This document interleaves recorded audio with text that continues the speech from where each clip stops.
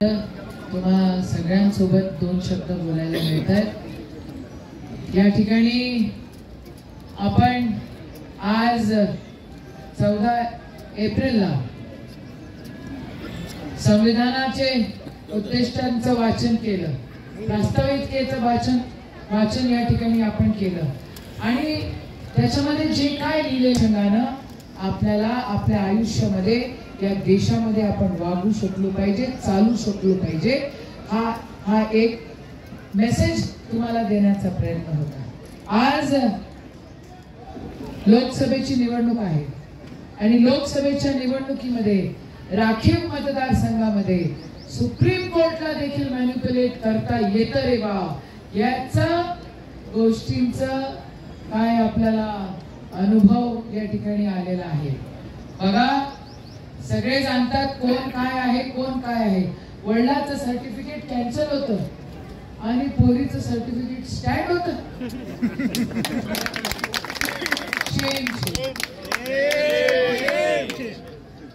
दुसरी व्यक्ती जी उभी आहे, आमचा बंधू जरी असला तर असं कसं सर्टिफिकेट मिळू शकतं रे बाबा। मी म्हटलं कोणाला तरी, मला एक व्यक्ती आला आणि म्हटला, ताई तुम्ही का लोकसभा लढत नाही? मी म्हटलं मला लढायची नाही, आज नाही, उद्याही नाही, पण आज हा मतदारसंघ राखीव मतदारसंघ आहे।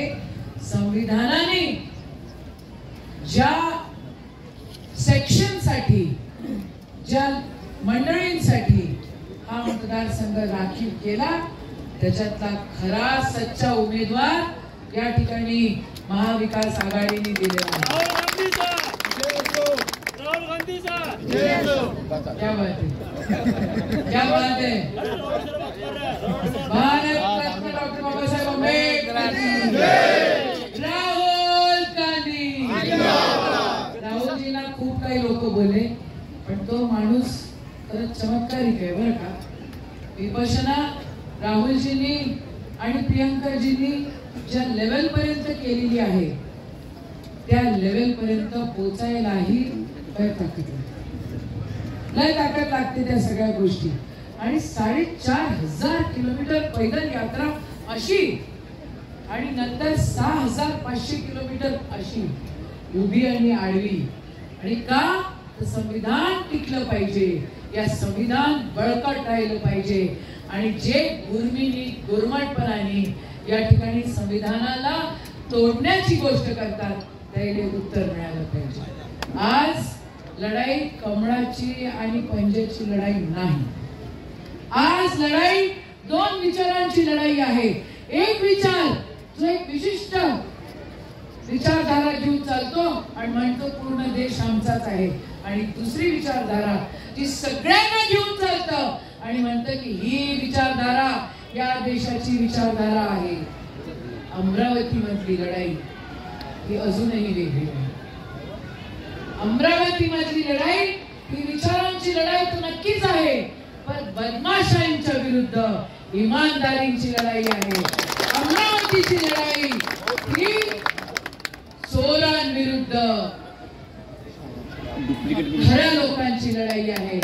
अमरावतीची लढाई ही अमरावतीकरांविरुद्ध, राणाविरुद्ध आहे। अमरावतीची लढाई तुमच्या आमच्या प्रत्येकाच्या अस्तित्वाची लढाई आहे।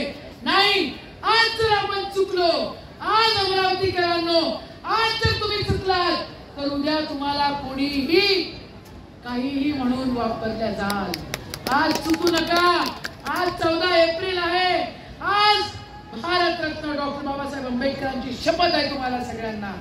आज जर तुम्ही चुकलात तर उद्या या अमरावतीला, या अमरावतीकरांना गुंडांची, लँड माफियाची अमरावती म्हणून ओळखल्या जाईल, ही सत्यवादांची अमरावती म्हणून ओळखल्या जाईल।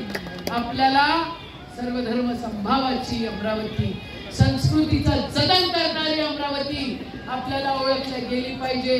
माझी तुम्हाला सगळ्यांना विनंती आहे, जय भीम, जय